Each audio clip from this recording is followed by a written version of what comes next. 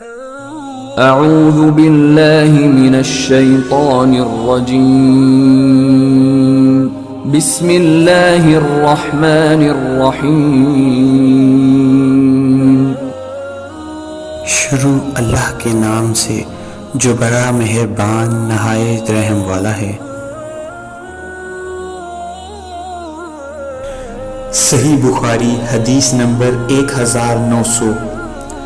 آپ صلی اللہ علیہ وآلہ وسلم نے فرمایا، جب رمضان کا چاند دیکھو تو روزہ شروع کر دو، اور جب شوال کا چاند دیکھو تو روزہ افطار کر دو، اور اگر ابر ہو تو اندازے سے کام کرو، یعنی 30 روزے پورے کر لو۔